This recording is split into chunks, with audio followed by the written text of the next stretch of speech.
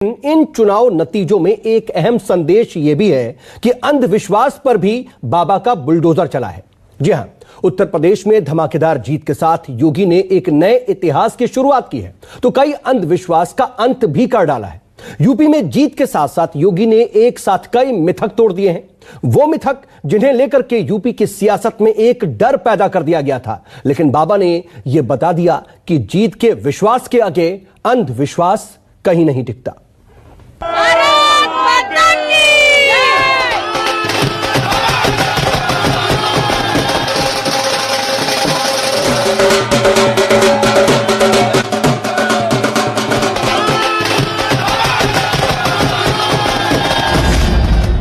नोएडा आने वाला मुख्यमंत्री सत्ता में नहीं लौटता। योगी ने साबित किया झूठ है, झूठ है, झूठ है। एक्सप्रेसवे बनाने वाले सीएम की कुर्सी चली जाती है।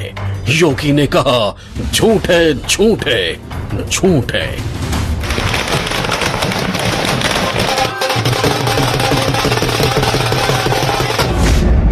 जो मुख्यमंत्री चुनाव लड़ता है वो फिर सीएम नहीं बनता। योगी ने जवाब दिया झूठ है, झूठ है, झूठ है। उत्तर प्रदेश की सियासत में ऐसे कई अंधविश्वास की आंधी चल रही थी, लेकिन इस तूफान के आगे योगी चट्टान बनकर खड़े हो गए और तोड़ दिया सियासी टोटकों के इस चक्रव्यूह को। प्रचंड बहुमत भारतीय जनता पार्टी के राष्ट्रवाद, विकास और सुशासन के मॉडल को उत्तर प्रदेश की 25 करोड़ जनता का आशीर्वाद है। हर मिथक को ठोकर मारते हुए योगी कैसे सत्ता के सबसे बड़े बाजीगर बने हैं, उसे समझने के लिए चलिए नोएडा, जो हमेशा सबके स्वागत के लिए तैयार रहता है। लेकिन योगी से पहले यूपी के सियासतदानों ने उस नोएडा को सत्ता का अपशगुन बना दिया था। मुख्यमंत्री को भी हम तो यही मानेंगे नोएडा जाने में यही होता है, और अभी नोएडा का तो असर दिखना है, नोएडा जाने के बाद असर दिखाई देता है। विदेश में पढ़ने के बावजूद अखिलेश हमेशा यही मानते रहे कि नोएडा की लकीर को जिसने भी पार किया वो यूपी की अग्नि परीक्षा में पास नहीं हो पाया। लेकिन वो योगी ही थे जिन्होंने अंधविश्वास के इस भूत को उतारने की कसम खा ली, जब 2017 में सत्ता संभालते ही योगी नोएडा निकल पड़े।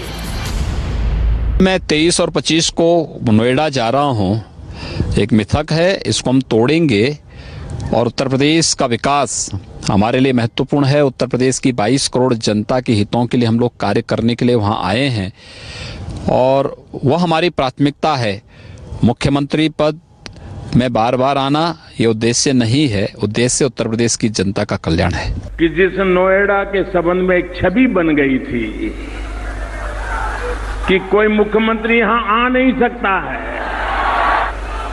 उस मिथक को योगी जी ने बिना बोले अपने आचरण से सिद्ध कर दिया कि ये सब मान्यताएं गलत होती हैं। इसके बाद तो योगी ने नोएडा आने की झड़ी लगा दी।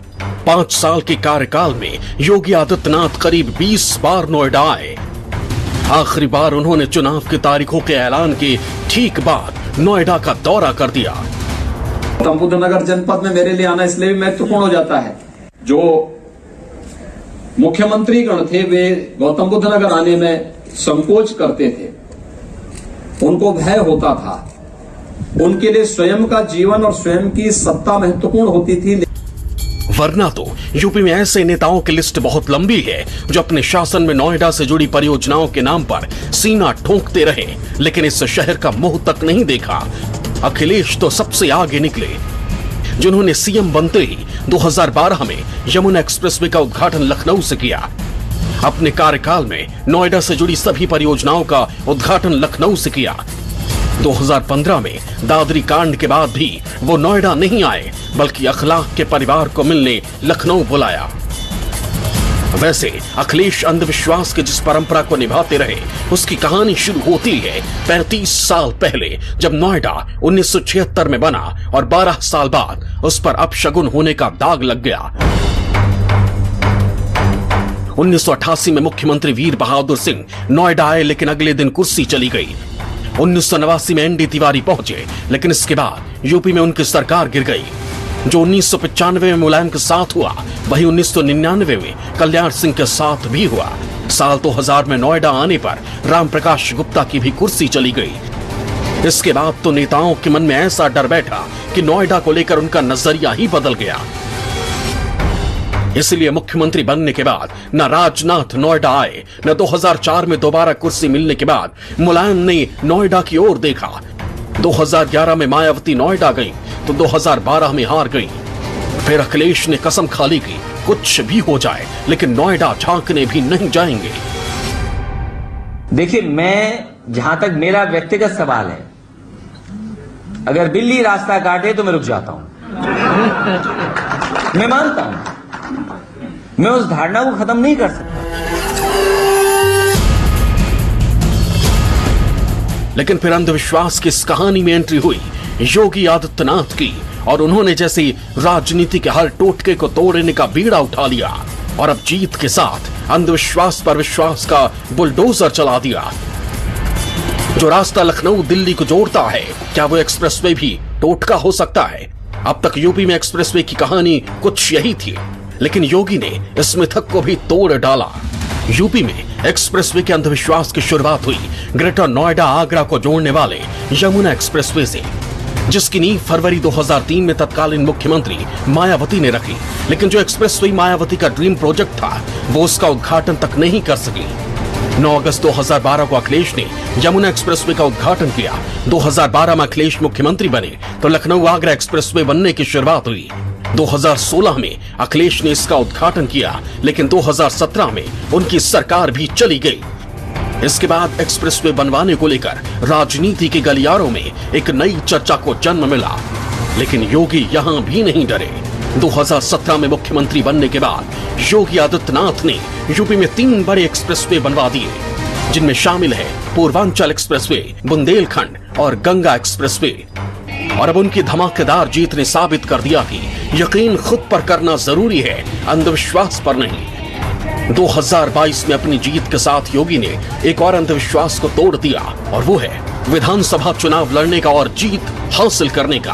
क्योंकि यूपी की कुर्सी पर बैठने वाले नेता ज्यादातर एमएलसी होकर आते रहे हैं। विधानसभा चुनाव लड़ने से नेता हमेशा बचते रहे, लेकिन योगी ने बता दिया कि सियासत में टोट के जीत का रास्ता बनाते नहीं हैं, बल्कि रास्ता रोकते हैं। और उसी का नतीजा है कि यूपी में दोबारा सत्ता हासिल करके बाबा ने इतिहास रच दिया। Bureau report, news 24। तो योगी आदित्यनाथ ने कई मिथक और कई अंधविश्वास तोड़े और कुल मिलाकर के ये बता दिया कि जीत के विश्वास के आगे अंधविश्वास कहीं नहीं टिकता। एक बहुत छोटा सा ब्रेक ले रहे हैं, बने रहिए। नमस्कार, मैं हूं मानक गुप्ता। अगर आपको हमारा ये वीडियो पसंद आया हो तो इसे लाइक और शेयर जरूर करें, और हां, हमें सब्सक्राइब और फॉलो करना ना भूलें, ताकि आप देश और दुनिया की कोई खबर मिस ना करें। तो जुड़े रहिए हमारे साथ और देखते रहिए न्यूज़ 24।